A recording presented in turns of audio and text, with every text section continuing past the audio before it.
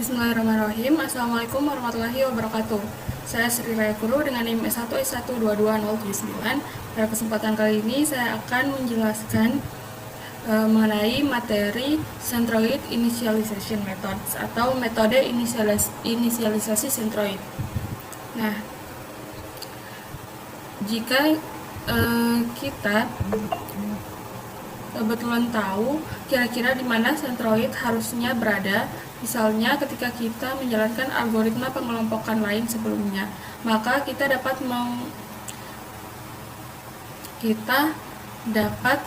mengatur inisiasi hiperparameternya ke array NumPy yang berisi daftar centroid, dan kita set ninit untuk ke 1.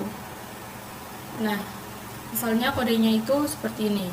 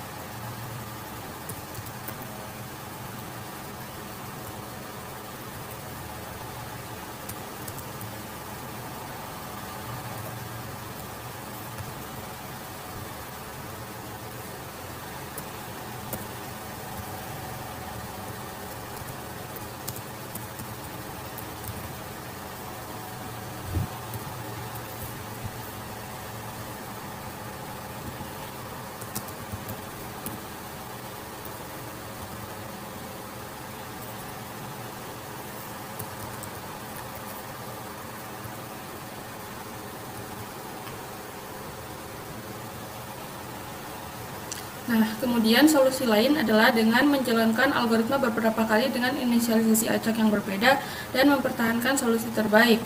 Jumlah inisialisasi acak ini dikontrol oleh init hiperparameter. Secara default, itu sama dengan 10, yang berarti bahwa seluruh algoritma dijelaskan sebelumnya berjalan 10 kali saat kita memanggil fit ini. Nah, dan scikit-learn menyimpan solusi terbaik. Namun, bagaimana tepatnya hal tersebut mengetahui solusi mana yang terbaik? Nah, dengan menggunakan metrik kinerja atau performance matrix. Nah, matriks tersebut disebut model kelembaman atau inersia, yang merupakan jarak kuadrat rata-rata setiap contoh dari centroid terdekatnya.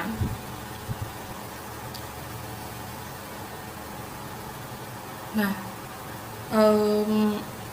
untuk K-means menjelaskan algoritma dan mempertahankan model dengan inersia terendah. Dalam contoh ini akan dipilih kecuali saat kita kurang beruntung dengan ninit inisialisasi acak secara berurutan. Nah, untuk menampilkannya itu kita tambahkan di sini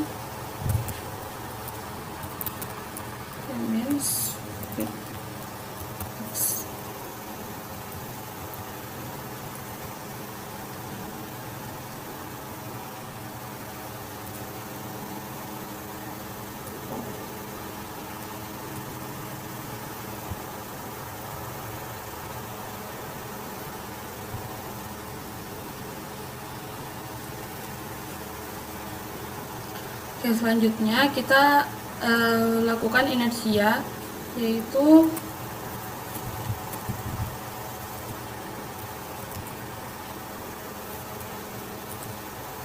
inersia, maka outputnya di sini itu 211,59853 dan seterusnya. Nah, skor ini mengembalikan inersia negatif.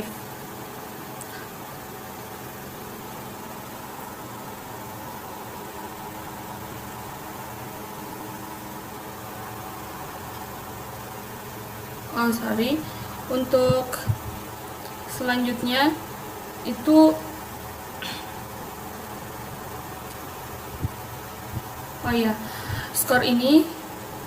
skor method yang ini itu mengembalikan inersia negatif. Nah, kenapa negatif? Karena prediktor skor ini harus selalu mematuhi aturan sekitar, yaitu semakin besar semakin baik. Jika suatu prediktor lebih baik dari yang lain, skor method ini harus mengembalikan skor yang lebih besar. Ya, kode skor yang ini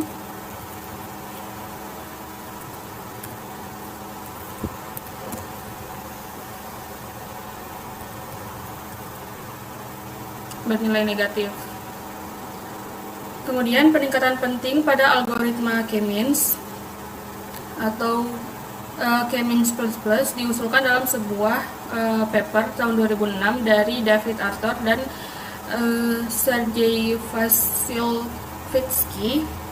Nah, mereka memperkenalkan langkah inisialisasi yang lebih cerdas dan cenderung memiliki titik pusat yang berjauhan satu sama lain. Dan peningkatan ini membuat algoritma K-means jauh lebih kecil kemungkinannya untuk menyatu ke solusi suboptimal. Mereka menunjukkan bahwa komputasi tambahan yang diperlukan untuk langkah inisialisasi yang lebih cerdas sangat bermanfaat karena memungkinkan pengurangan drastis jumlah kali algoritma perlu dijalankan untuk menemukan solusi optimal. Nah, untuk poin pertama yaitu mengambil satu sentroid atau C1 dipilih secara acak dari kumpulan data. Kemudian mengambil sentroid baru, memilih sebuah contoh dengan probabilitas di mana ini adalah jarak antara instance X dan penutup sentroid terbesar yang dipilih. Distribusi probabilitas ini memastikan bahwa contoh yang lebih jauh dari sentroid yang telah dipilih memiliki kemungkinan lebih besar untuk dipilih sebagai sentroid. Dan yang ketiga yaitu mengulangi langkah sebelumnya sampai semua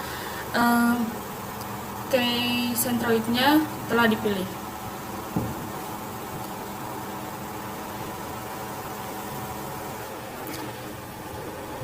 Untuk K-means kelasnya itu menggunakan metode inisialisasi secara default.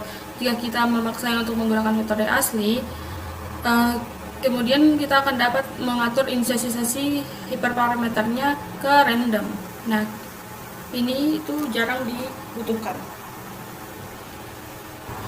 Oke, selanjutnya adalah accelerate K-means in mini-batch K-means, yaitu K-means yang dipercepat dan K-means mini-batch.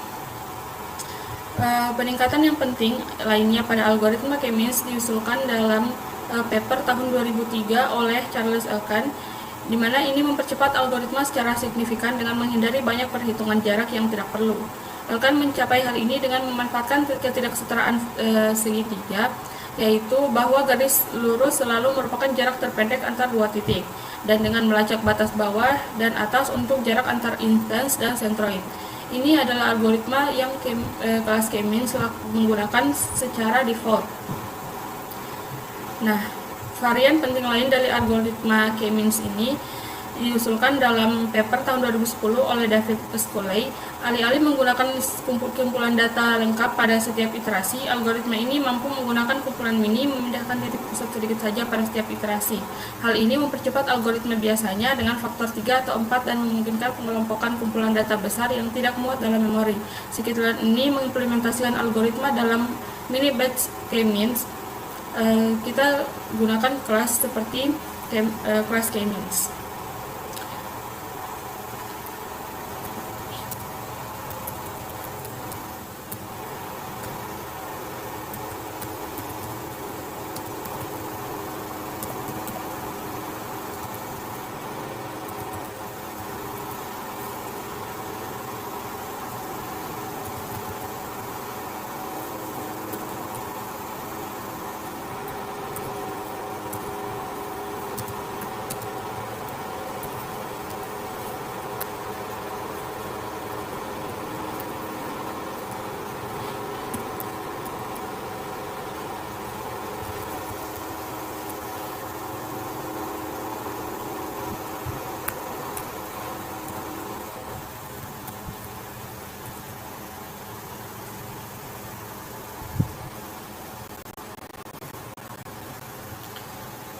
Nah, setelah itu, jika dataset tidak muat di memori, pilihan yang paling sederhana adalah menggunakan peta memori kelas seperti yang dilakukan untuk PCA incremental pada chapter 8.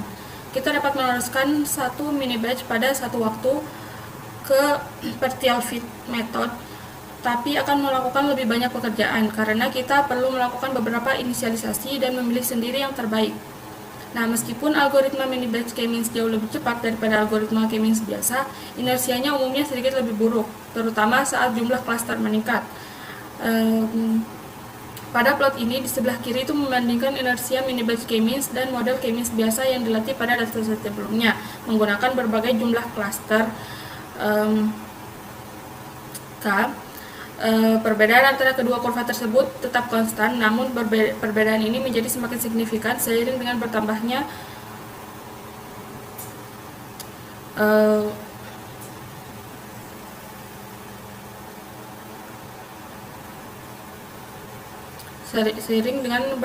nilai.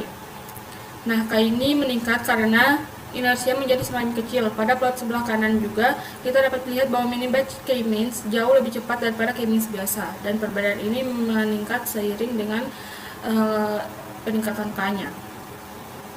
Kita akan coba buat kodenya.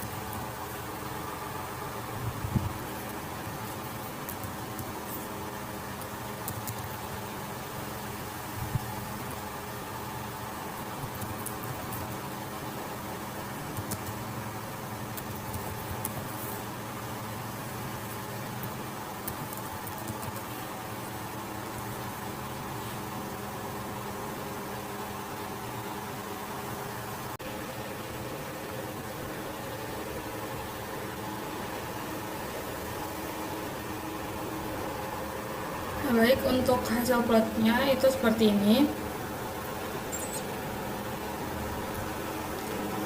Nah, kemudian untuk menemukan jumlah klaster yang optimal, nah sejauh ini itu sudah menentukan jumlah klaster CAS itu 5, karena dengan melihat data terlihat jelas bahwa ini adalah jumlah klaster yang benar.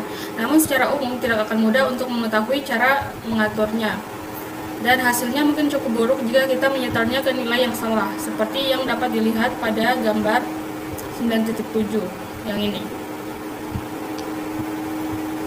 Nah, dengan setting K untuk 3 atau 8 itu menghasilkan model yang cukup buruk. Misalnya di sini kita coba untuk menampilkan plotnya.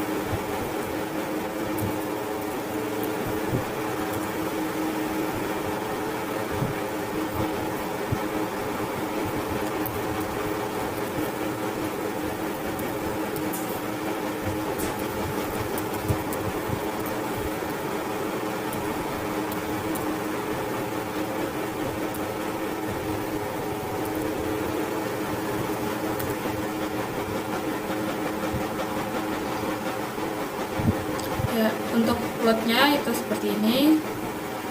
Nah, kemudian kita mungkin berpikir bahwa kita bisa memilih model dengan inersia yang terendah. Sayangnya tidak sesederhana itu. Inersia untuk K3 adalah 653,2 yang jauh lebih tinggi daripada K5 yang tadinya 211, namun dengan K8 inersianya hanya 119,1.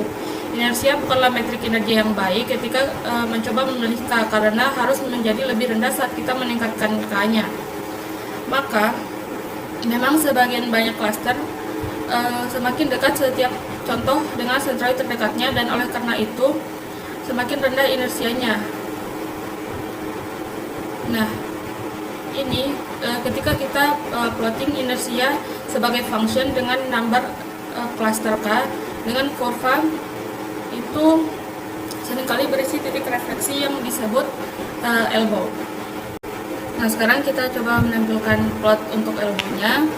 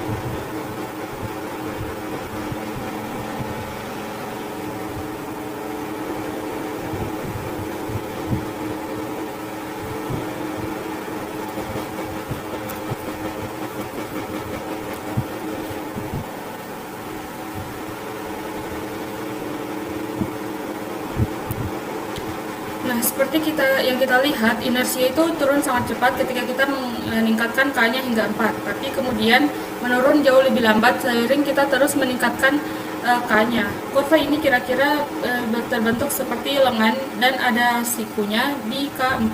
Jadi kita tidak tahu lebih baik. 4 akan menjadi pilihan yang baik, nilai yang lebih rendah akan dramatis, sedangkan nilai yang lebih tinggi tidak akan banyak membantu. Dan ketika kita mungkin hanya membagi klaster yang sangat bagus menjadi 2 tanpa alasan yang jelas. Teknik untuk memilih nilai terbaik untuk jumlah klaster ini agak kasar, pendekatan yang lebih tepat tetapi juga mahal secara komputasi adalah dengan menggunakan skor siluet atau siluet koefisien atas semua kejadian. Pada sebuah koefisien siluet instance sama dengan B ke A dengan A adalah jarak rata-rata ke instance dalam klaster yang sama. Nah, B adalah rata-rata klaster terdekat. Kemudian koefisien siluet dapat bervariasi antara min 1 dan plus 1. Koefisien yang mendekati plus 1 berarti instance tersebut berada di dalam klasternya sendiri dan jauh dari klaster lain. Sementara koefisien yang mendekati 0 berarti instance tersebut dekat dengan batas klaster. Dan terakhir, koefisien yang mendekati min 1 berarti instance tersebut mungkin telah ditetapkan ke klaster yang salah. Untuk menghitung siluet score, kita dapat menggunakan scikit-learn silhouette score. Memberikan sebuah contoh dalam dataset dan tabel yang diberikan kepada mereka.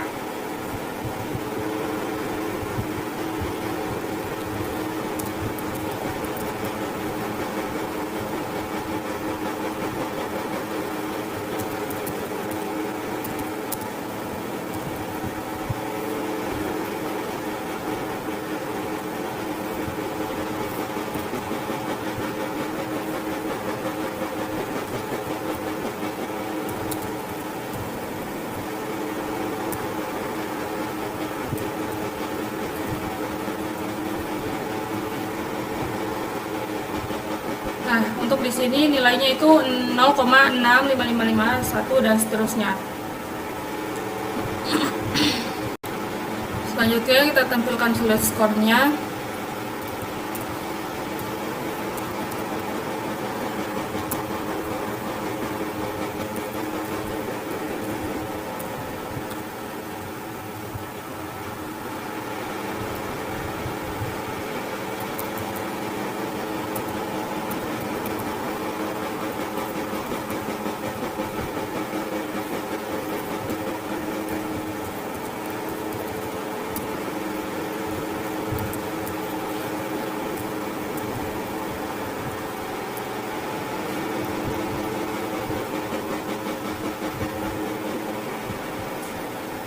Nah, untuk siluet skornya itu seperti ini, seperti yang dapat kita lihat. Visualisasi ini jauh lebih kaya daripada yang sebelumnya, meskipun ini menegaskan bahwa K4 adalah pilihan yang sangat baik. Ini juga menggarisbawahi bahwa fakta K sama dengan 5 juga cukup bagus, dan jauh lebih baik dari K6 atau 7.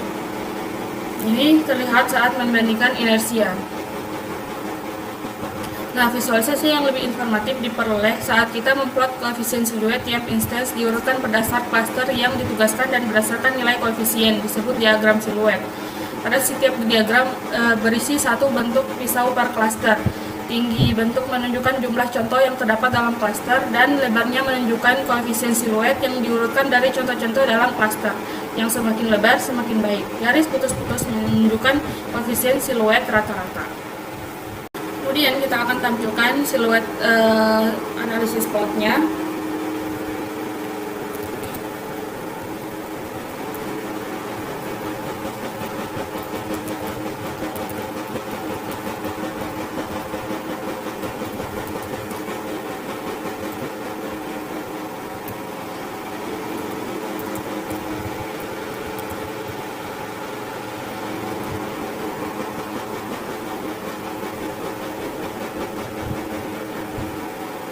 Nah, untuk tampilannya seperti ini. Nah, kemudian garis putus-putus vertikal ini mewakili skor siluet untuk setiap jumlah klaster. Ketika sebagian besar contoh dalam klaster memiliki koefisien yang lebih rendah dari skor ini, yaitu jika banyak contoh berhenti sebelum garis putus-putus berakhir di sebelah kirinya, maka klaster tersebut agak buruk, dan ketika K sama dengan 6, kita mendapatkan klaster yang buruk. Namun ketika K sama dengan 4 atau 5, klaster terlihat cukup bagus. Sebagian besar contoh meluas melampaui garis putus-putus ke kanan dan mendekati 1,0. Ketika K4, klaster pada indeks 1, yaitu ketiga dari atas, agak besar. Ketika K sama dengan 5, semua klaster memiliki ukuran yang sama. Jadi meskipun skor siluet keseluruhan dari K sama dengan 4 sedikit lebih besar, dan untuk K sama dengan 5, sepertinya ide yang bagus untuk menggunakan K sama dengan 5 untuk mendapatkan kelompok dan ukuran yang sama. Baik, untuk penjelasan mengenai materi pada kesempatan kali ini, saya kira cukup sekian. Terima kasih. Wassalamualaikum warahmatullahi wabarakatuh.